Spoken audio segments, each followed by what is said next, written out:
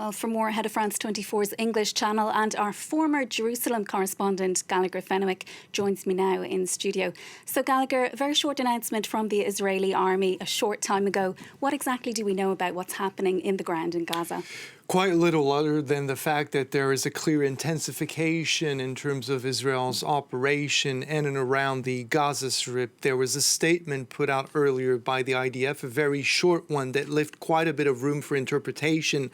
And a lot of folks were understanding that Israeli soldiers, ground troops namely, had actually entered the Strip. But at this point, France 24 has spoken to eyewitnesses on the ground, people who are saying, notably in the Gaza Strip, civilians, journalists, that they're not seeing any Israeli movement inside the Strip in neighborhoods such as Shajaya in the eastern part where Israeli troops had entered back in 2014.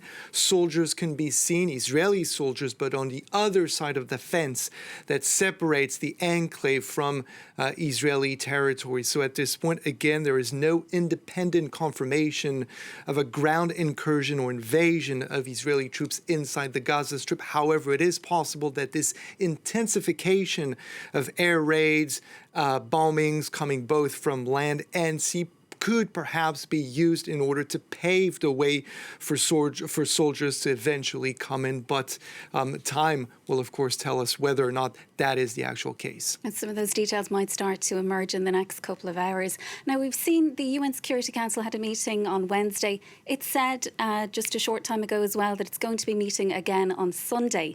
Can we wait until Sunday? Is there time for us to wait until the weekend for an international response? And what can the UN achieve? Ask civilians on both sides of that conflict in the enclave and on the Israeli side. The answer will automatically and quite legitimately be no. Hundreds have been wounded in Gaza. There have been deaths on both sides. No one wants to wait any longer for peace to return. Now, I don't think that if you ask those same civilians if they're pinning their hopes on the international community and notably the UN Security Council to put an end to quell the violence, I don't think that that's the case. As you said, they met very recently. They will be meeting again. It's difficult for the Security Council, as you know, to come up with a common position on such a sensitive issue. And even if it were to produce a statement, there's little chance that that will actually be the key to restoring peace. OK, Gallagher Fenwick, head of our English channel here at France 24, thanks for joining us.